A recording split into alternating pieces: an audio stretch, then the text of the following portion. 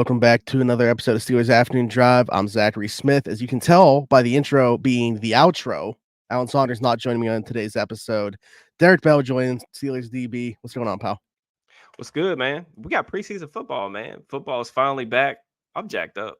I, I'm ready for tonight. I feel like, this has gone because this has been like a side conversation for everybody in the Steelers world. Like the preseason game itself has gotten put on the back burner during all this Brandon Aiyuk talk. And finally, the day gets here for the preseason game. And we have Brandon Aiyuk information to talk about. Let's just start right there, very first and foremost. A little bit of an update on the Brandon Aiyuk situation. This comes from multiple people, actually. Jordan Schultz was the first one, then Tom Pelissero and Ian Rappaport together putting out another report. But 49ers star receiver Brandon Aiyuk recently had a sit-down meeting with Kyle Shanahan and others in the organization where some open and candid thoughts were expressed. The two sides have since restarted negotiations on a long-term deal. There's some optimism that Aiyuk could remain in San Francisco. It remains very fluid, but a sudden development here. Also, Jordan Schultz just re-added to this 1 minute ago. My understanding, the Browns, who have been in pursuit, are under the impression they are unlikely to acquire him regardless. So situation remains ongoing, but Aiyuk staying with the 49ers is very much back in play.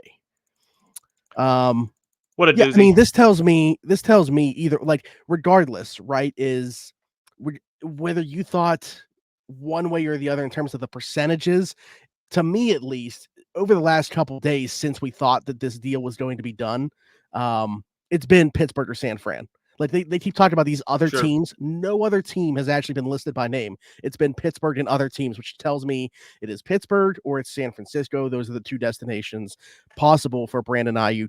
But I have flip-flopped multiple times in terms of which one I thought was more likely. As we sit here present day, I would say I'm back to San Fran being much more likely. And that's always been what's made sense. Like, I don't know how or why we got to this point on, was it Tuesday or Wednesday, that I felt very confident.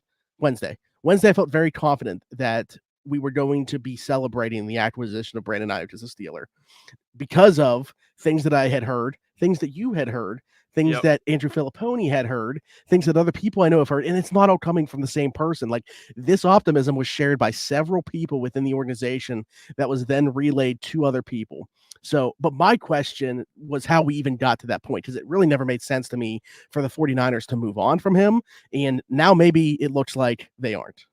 Yeah, I mean, like, that's what I tweeted out yesterday too. Like, that's the one thing, like, that's been the one thing that I haven't been able to figure out really throughout the whole week, right? Like, what led to the Niners starting to actually, like, legitimately, like, listen to offers starting last week? I think it was like Thursday Thursday was really when we started hearing about, like, the Browns stuff, the Patriots stuff, whatever, the Steelers are being involved, whatever. But, like, that never made sense to me, like, whatsoever, because the timing is just super weird, right? Like, that's what has made this like an incredibly difficult negotiation too. Like, from, I think, all parties, is Aiyuk needs a new contract. This is an elite player. San Francisco's in a Super Bowl window, so, like, why would you be dealing your best receiver in August to acquire? I mean, because, like, the draft capital that you would potentially acquire, like, isn't going to be able to help you this year. Those are going to be picks for next year. So it's just like one of those things where it never really made sense on why they would deal him. Now, they still could. I do agree with you. I think it's going to be Pittsburgh or San Fran. That's pretty much like where we both have been out that whole time. But, like, yesterday, when we didn't get, like, when we pretty much got radio silence, I was getting a little bit nervous about that. And then, like, now it seems like, okay, maybe the Niners are trying to clean things up on their end to offer him whatever it is he wants financially. And again, that's always been what's made the most sense from a football standpoint. I wouldn't say the Steelers are, like, out. I'm sure that they're going to try to maybe Con budges and he ups the offer. But I think, it definitely doesn't look as good as it did, 2 days ago or whatever. Yeah, I mean, that's the thing that I just keep going back to, is there was certainly a sense of optimism resonating from the Steelers organization about acquiring Brandon Aiyuk. How we got there, don't know, but I'm not saying it's completely, like, this could be a tactic by one of them to maybe raise Pittsburgh's price. Who knows? We'll see. If you want to remain optimistic about the situation, that's certainly what you want to attach yourself to, is that side of thinking. But I don't know. For me, at this point, man, not that I'm sick of the conversation. I understand it has to be a thing, and I want Brandon Aiyuk to be a Steeler. I will let it play out however long it has to play out. Um, but yeah, I mean, I've never felt like this was something that was necessarily going to be easy to get done regardless, especially when like you came into the situation where San Fran wanted a receiver back, even if that wasn't going to be from Pittsburgh, then having to get a Sure. third involved. Like that hasn't taken place since like the 80s, a 3-team trade in the NFL. Like those Well, just don't happen. Well, we So also like knew we knew though, like the Steelers have asked every team in the NFL if they have a receiver available. Like they've been calling about receivers since February. So I mean, or whenever Deontay was dealt, like really since that day, they've pretty much asked probably all 31 other GMs about every receiver on the roster. Like who do you have available? Who could potentially be had via trade? Like we know they've asked around about a bunch of like wide receiver 2 caliber receivers. So I mean, if there was one available out there to make such a 3-team trade, like I think the Steelers probably would already traded for him by now. So yeah. I don't know. It just it does make it really difficult. I mean, like that's the one thing too that kind of makes sense. Like with Cooper reportedly maybe being involved in the deal of Cleveland's like hypothetical trade package or whatever was rumored, that definitely makes sense. And again, like the other thing with Ayuk that's really difficult is like you don't just like not only is he like I mean, he's an elite player, whatever, but he's an ex receiver. Like those dudes don't just like grow on trees, guys that win at all 3 levels. And he's a huge extension of the run game. Like they literally had this dude condensed tight to the core, digging out edge rushers, blocking down on safeties, linebackers, whatever. Like this is a very difficult role to play in this offense. And that's why I don't understand why they would trade him. Like he's super valuable. Like there's just not very many guys that can do what he can do. So yeah, I mean it's a difficult negotiation. We'll see what happens, but hopefully my only thing is like even if he's not a Steeler and we were wrong about like our speculation a couple days ago, like I just want this whole Mhm. thing to be over with. Like I think it just mainly because like I finally started to kind of like believe this was actually a possibility because of what we were Yeah. told, and then Mhm. now it's just like let's just get this over with, man. We got other stuff we can talk about. Yeah, absolutely. Well, another thing we could talk about here, we got Sure. some other news today, which is slapping us in the face a couple hours before we jump on here to record. Markus Golden retires suddenly. The outside linebacker just recently brought back on a Yeah. 1-year deal. What he practiced once or twice, and then hadn't been on the field. And Alan brought that up to me because obviously, with me not being there, I would have no clue that he wasn't on the field. But he's like, "Yeah, I haven't seen junk around here over the last couple of days. No clue what's up with that." And then today we get this: they place him on the retired list. So Markus Golden hanging them up after just signing a couple days ago. But man, Crazy. I mean, I had felt really good about where that spot was because of his inclusion. I'm excited obviously about Nick Herbig's ascension and taking over that Absolutely. edge 3 role. But then you look beyond him and there becomes a lot of question marks. With the inclusion of Markus Golden, I would have not had those question marks. So now all of a sudden you have a relatively big hole at that number 4 spot. Yeah, 100%. I mean, like that's the thing too. Like it never really even made sense. Like when we talked to Marcus Golden, I think it was when did we talk to him? Like Saturday at camp. Like this was really good because it was like he was like, yeah, the Steelers told me to be ready, and I was just hanging out with my kids. And I think as like in the back of my head when I saw that he retired, I'm like, this dude's been. I mean, he was obviously in shape because he looked really, really good, but he's been hanging out with his kids for the last 6 months. I mean, that's a pretty good life, man. I mean, Marcus Golden's made a good amount of money. He's had an extremely productive career. But I'm really excited about Nick Herbig, but like it does leave that edge 4 spot potentially open. DeMarvin Lee Alves would get some snaps at edge. I don't know if that's Mhm. actually like I still don't know if that's actually like the best course of action for him long term. Jeremiah Moon's a guy that I think they were excited about coming into camp, but he's missed a little bit of time due to injury. They've had other guys go down to injury in the process too. So it's really tough. Like that's going to be a question that really needs to be answered. And obviously it puts a lot of pressure on Herbig, but I think he's good for it. I'm excited about him getting additional snaps for sure. So yeah, I was just saying, what do you make of that battle now? Not we know who 1, 2, and 3 are Mm, within the Steelers' edge pecking order. What do we make of that battle now for that 4 spot? Because I said to you prior to recording, I would have thought going into camp like Jeremiah Moon was kind of the guy that I thought would seize that role. But he's been outplayed, in my opinion, throughout training camp by Kyron Johnson, who's a different frame for sure. the position, a lighter body. You kind of wonder how he's going to hold up against certain tackles for sure. Like, could you imagine him going against like the Juan Jones. Pretty funny matchup to think about. Um, Yeah, but then you have the Marvin Leal who's cut some weight and maybe exclusively going to 275. be an edge rusher. 275 now to Marvin Leal. So maybe trying to ditch that tweener thing and become strictly an edge rusher for them and seize that, outside linebacker 4 role. Yeah, I mean, here's the deal. It's tough too because like with Leal, like yes, he doesn't look or he didn't test the way that Steelers like prototypical edge rushers typically test. Like you just look at his numbers. I think he slimmed down to like 280 for the combine. Tested extremely poorly. That was like one of the main reasons people were saying like, okay, this dude needs to be a 3 tech. He needs to put on weight, whatever. He's always going to have that tweener label until he breaks it. But the thing about like him going full time edge is like he's not explosive enough to win the corner consistently. So it's like, do you even have do you have the capability of like him turning into like a really good pocket pusher? Is he like could he turn into like a plus run defender and be someone that's an asset in that regard? I mean, Golden he was never like a super explosive player either, but I do think like you have to Mhm. have like a baseline level of explosiveness to play in this system, especially if you're gonna ever be like a high snap guy. Just not sure that I see it with Leal, especially because like Golden had a really refined pass rushing toolkit that he could lean on, even though his athleticism couldn't ever really get him home.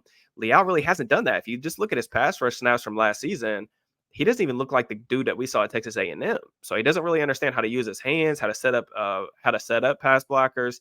It's just really tough right now to envision him stepping into a larger role. He's someone that I think is like firmly on the roster bubble. So we'll see. We'll see what happens. But I mean, it's obviously wide open. And maybe that guy isn't even on the roster. Like that's also a potential too. Mm. So, That's true. That's true. We've talked a lot about receivers. We've talked a lot about like corners depth guys potentially for that could sure. be added from roster cuts. But that's a good point. Maybe their edge four currently isn't on the roster. Look at how active the Steelers have been at this part. I mean, teams around the league are always snooping around at this time of year. But I can For remember sure. plenty of times where the Steelers have made these types of acquisitions throughout the preseason training camp. So that's a good point. Maybe that guy's not even on the roster right now. Derek, what I want to dive into right now, Alan and I had a conversation about this yesterday, but obviously would love to get your thoughts on here. And I'm sure the people that are watching or listening want your thoughts as well. Before we kick off tonight's game, who are you and what are you looking forward to seeing the most? Whether it's, certain players, position groups, battles, just a specific thing, like maybe even just the offensive scheme, what that's going to look like. Where would you start with that conversation? Man, I mean, I'm just so excited for football, like actual football on our screens tonight. Like the other thing too, I'm like, there's obviously players that I'm excited about. Like I wrote on Steelers Now, like 6 guys that I was looking forward to seeing. Justin Fields highlights that Mhm. list for me. I mean, Fields is an electric playmaker when he's on. So I mean, I think getting him, he's a lot more exciting than your typical backup quarterback that you would see in a Steelers preseason game. So that's somebody. Herbig, we already talked about him a little bit. I want to see like, has he gotten a little bit stronger? Like he looked a little bit bigger to me when I saw him at training camp. I want to see if he can add a little bit more of a power profile to his repertoire. But I think too, like the scheme stuff, like not just like what Arthur Smith's offense, like what it looks like, what core concepts do we see? Do we see any pullers? Like, do we see any gap run game stuff? That's exciting. And then on defense, like Beanie Bishop, Corey Trice, like those 2 guys really at the top of my list. Like Beanie Bishop, this is a guy that an undrafted free agent that they're absolutely relying on a lot to really come in and contribute. That doesn't happen a lot in the NFL, but he's someone that they need to play and need to play a lot of snaps with Cam Sutton suspended for half the season. And then Trice, like I think that they want him to be the top backup on the boundary. I think he's gotten some snaps at downbacker, all this different stuff. So I mean, it seems like they're excited about what he could potentially be too. Of course, he's got to stay on the field in order to prove it. But I mean, this is his first game in almost 2 years. So those 2 guys definitely like what their roles are like and all this different stuff is definitely going to be interesting. Honestly, the entire secondary for me, like, there's so many guys within it like you mentioned Corey Trice, Darius Rush, Beanie Bishop, Ryan Watts. I'm excited Sure, to see absolutely. him for sure. Because you look at the cornerback depth right now. Allen brought this up, obviously not wishing this happens at all, and he's had such a solid camp, so hopefully he's able to stay healthy. But if something does happen to Dante Jackson, how good do you feel about the corner situation right now? I mean, these guys are gonna be tested, especially tonight. You look at Houston. I know that we're not going to see much of their starters, but like Davis Mills, capable backup. You look at their receiving depth, like in just the offensive scheme, the way that this team is able to operate in the passing game. These corners are going to be tested tonight by this Houston offense for sure. And not just the starters. Like we're not even Right? talking Yeah. about we're not even talking Mhm. about like if it's Nico, Tank Dell, and Steph Diggs. Like we're talking about like once we get down the Noah roster. I mean, Brown. yeah, you Yeah. and I have had discussions about this too. Like this is a good team to watch in terms of like wide receiver depth, in terms of maybe not like a guy that the Steelers would trade for and be like their wide receiver too, but somebody that they could at least get off waivers or something like that. I mean, Xavier Hutchinson had a really good game in the Hall of Fame game. Like that's a guy who's, I think, almost guaranteed to not make the Texans roster. So, yeah, I mean, it's good. I think in general, the Texans is a good team to like match up with, really to start the preseason, just because it's a playoff team. It's a team that, had success last year. They have a really talented roster. I think they got better in the offseason too. I think they're really well coached. D'Amico Ryans, I think he's an up and comer in the league. Bobby Slowick. I mean, this is a team that took the Steelers to the woodshed last year, back in October or something like that. So I think it's going to be a good test for them, even though, like, of course, some of the big stars for the Steelers aren't going to play. But I like the matchup. I'm excited to see how they do. Yeah, absolutely. What about the offensive side of the ball? I feel like we've talked about, that maybe a little bit less. Obviously, very young offensive line. Curious to see how those guys hold up for sure. Not that the 49ers have the most stout team up front, where that those guys will be playing a ton. Obviously, brought in Daniil Hunter and Al Shire and stuff like that. But Sure. who on the offensive side of the ball are you excited to see? I mean, like beyond Justin, obviously, like Calvin Austin's another guy. Like, I mean, because even if the Steelers are able to get, IU insert random receiver here to come upgrade the receiver corps, like there's Mhm. still there's still a way for Calvin Austin to like carve out his own role for himself. I think I got to talk to Calvin after practice a couple days ago, and like that was the thing, was like he was saying like that's the thing that he likes about Arthur Smith is he's had success with a lot of different body types, a lot of different players, like not just the tight ends and running backs, which everybody knows about, but he's had success with smaller wide receivers in the past. Khalif Raymond, Zacchaeus, and Atlanta, guys that look like Calvin. And those are very specific kind of niche roles, but I still think, him being more than just a deep threat, like how he looks coming in and out of his breaks is really important. Mhm. And then I think too, like Spencer Anderson was a guy that I struggled with whether or not to put on the 53-man roster projection when I did that a couple weeks ago before training camp. But I mean, I think he's going to start tonight at left guard with no Sayamalo. He's been running with the ones when Sayamalo has had his vet days off. Maybe they end up going with McCormick. I'm not really sure. But Spencer Anderson's a guy who, like, if he goes out there and plays really well tonight, like maybe that opens up a roster spot for him. Of course, like James Daniels has been thrown around as potentially available in trade talk. So, like, the Steelers are definitely going to need as many interior offensive linemen to play at a baseline level as possible in order to make, that type of thing happen. So, those are some of the guys I'm most excited about seeing tonight. And Jonathan Ward, another guy. Yeah. Okay. There's the back. I was Yeah, gonna say, is there a running back? I feel like every year, like whether it's him or Aaron Shamplin, one of them's a guaranteed. I feel like to pop off. But Jonathan Ward has looked awesome, by 100%. all accounts. Obviously, I was there for 2 days. You were there for a few days as well. But Yeah. he's certainly popped a little bit. Had the best run that I saw for sure. I mean, he took like three guys' ankles on the run that he had when I was out there for a couple days. But yeah, curious to see how that translates to a game. What about a guy like John Rice Plumlee? Just because to me it's so intriguing that he's going to play probably most of the fourth quarter. He's also going to return kicks probably at some point in this game Yeah. too. Like that to me in itself is just super intriguing. Yeah, I mean, like it's funny because like Plumlee, one day in practice, I think it was the first day that they did like the kick return stuff. He went from literally handing the ball off from under center to a back in a team period, straight to being the very first guy in kick returns with Jalen Warren. Like it was just like you don't see this every day. So yeah, I mean he's definitely an interesting player. Plumlee's got some athleticism that I think could potentially make the third or fourth quarter pretty fun. So we'll see what happens with that. But yeah, I mean, of course, the tackles are going to dominate conversation tonight. Broderick Yeah. Jones, Troy Fautanu, like where does Jones play? How does he look from a technical perspective? And then Fautanu, like getting his first taste of like NFL action, I think is definitely notable as well. So we'll see what happens. I definitely think there's a lot of interesting storylines really on both sides of the ball that are gonna make tonight's game pretty fun. Man, even Even for me, Dylan Cook, like a guy that I think, he's going to be the backup on the right side, well, I Oh yeah, guess depending on who it is because Dan Moore Jr. is only going to play on the left side. So if there is an injury specifically to, Broderick and you just wonder, there's a situation where Dylan Cook could be important to this team, maybe even as a swing tackle, like who knows.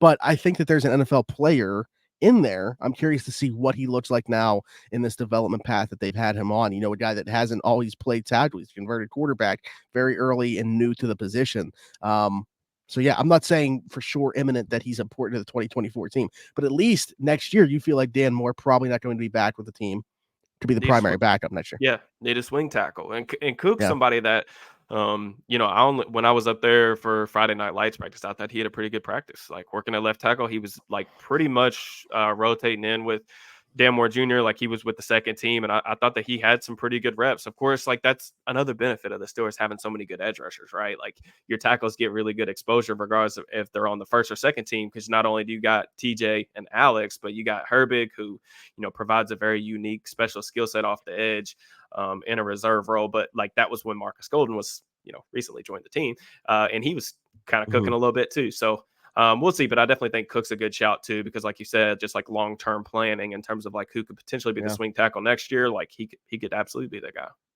Yeah, as opposed to, thinking you have to use, Sure, a pick in the mid rounds to get that type of player. sure. Um, What about I feel like every year I asked Alan this too, if there's somebody maybe lower on the roster that you feel like every year there's like a Tuzar Skipper or a Damon Patterson, a guy that pops in the preseason that's almost like a darling. Maybe that name's already been mentioned, but if you had to like try kind of throw a dart at somebody that people are going to fall in love with this preseason, who would that be? Oh man, that's so tough. I mean, like we're talking somebody who like is not on anybody's like roster projections right now at all. Is that the type of player that we're talking about? Maybe. Yeah, I mean, so for me, like I said, I think Aaron Champlin is gonna have Yeah, a preseason like that people are like, "Oh, should we keep another running back?" yeah. Uh Actually, speaking of, a little bit of a note here as well, Cordero Patterson activated. So, but What you think he plays tonight? Probably nah, not, right? Yeah. maybe next week. I don't think that he'll see any time tonight. Yeah, I don't think so either. I mean, he's missed a lot of time. I don't I don't know. I'll have to think about that, to be honest with you. Um yeah, Champlain, like I know he's drew a bunch of praise like when I was in Latrobe from a lot of smart people. I mean, like it's not a guy that I think is would be totally unheard of, but like Ryan Watts is like another guy. Like he's been around the ball consistently in training camp. I think he's got like 3 interceptions or something like that. Oh, I'll give you one. Thomas Graham. Like he's played a little Ooh, bit in the slot. you Like know he's had what? a bunch of I interceptions lost. too. I lost my defensive guy, Nate Metters. I was Oh, excited okay, to yeah, watch yeah. him in the preseason, and man, they've been hit with some injuries to guys that I was intrigued by what they could do in the preseason. Murray in the middle, I thought would be a guy. Tyler Murray as well in the middle. I thought was going to be a guy in the preseason. So some injuries have happened. Those they've had to move on from those players and replace them on the roster. So yeah, I like that shout though a lot, Thomas Graham. Yeah, Thomas Graham would probably be my super sleeper. A super sleeper. Um, was there anything maybe not players, but anything that you want to see tonight? We've talked a lot, obviously about the kickoff. We've gotten a little bit of a look at that with the preseason games leading up to this already that didn't involve the Steelers. We're gonna see how the Steelers look in that format, obviously tonight. But is there anything like Arthur Smith's offense going against a team that isn't the Steelers defense or something like that? Yeah, I mean, I just think in general, like getting to see, I'm sure the players are just as excited, if not more, to be going up against someone that's not on their own team and just like live Yeah. action tackling. I always say, like, in terms of like quarterbacks, like, I don't like even padded practices, for quarterbacks, like, don't really mean a ton because it's not like you're going to let your defense Hmm. like hit your quarterback. So, like, in the case of Justin Fields, like, yeah, the defense might have pads on, but it's like you're not like he's not a threat to get hit or anything like that in the pocket. He could just, kind of stand there and then just roll out of the pocket whenever he wants. Like, this is live action. So that kind of changes a completely different dynamic. So, we'll see what happens with that. I think that would probably be like what I'm most excited about, just to see like the quarterbacks like him and Cal Allen too, just because I think he's Yeah. he's kind of trended downward a little bit as Let's training say camp he has gone was on. when I was there. I heard he was Man, he was balling. looking really good. Yeah, because we Yeah, obviously still hadn't seen Russ up to that point. yeah, Justin hadn't started to light it up yet. Like, Justin wasn't comfortable, you could tell quite yet. Like, you were still seeing some flashes, but much more lows than highs still, at that period sure. of time. Kyle Allen looks super comfortable Well, within the like offense. Well, like too, like Kyle was getting to, like I saw him multiple times, like get to the backside dig, like just looking really comfortable in the pocket, like knowing where to go.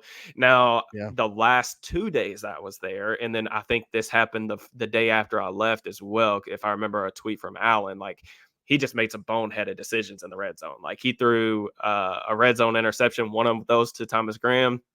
And then they tried this weird, funky play the last day I was there where it was play action, but he like rolled all the way to his right and then threw to Darnell Washington in the left corner of the end zone. Like just lobbed it up to him. It was one of the craziest things I've ever seen in training camp, because it was like something you would try to pull on like Madden or NCAA. And it's like maybe you would expect, like, I don't know, Justin Fields to try something like that with how like gifted he is and how yeah, overconfident he is sometimes. Like Kyle Allen trying to stuff like that was like, you don't have the facilities for that, big man. Like what are you trying to do here? So but yeah, I think like just getting to see the quarterbacks, and then like too, like the offensive line.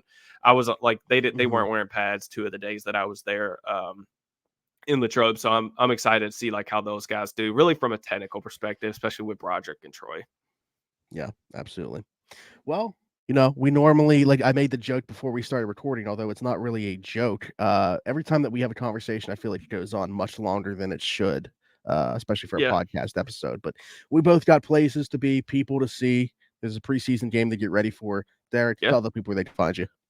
Yep. At Steelers_DB on Twitter and YouTube. And then all of my written work can be found at SteelersNow.com. I know Alan is getting settled in at the game. So we're going to have tons of content for you guys, not just tonight, but over the course of the weekend and into next week. So I'm excited about that now that football season is officially back. Thank God.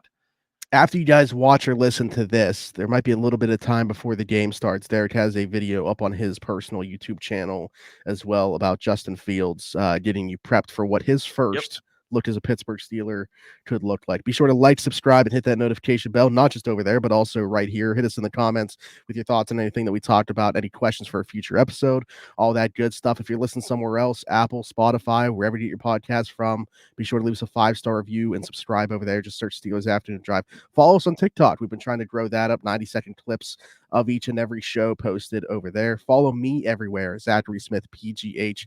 For DB and myself, thanks for jumping in. Take another ride on the Steelers Afternoon Drive.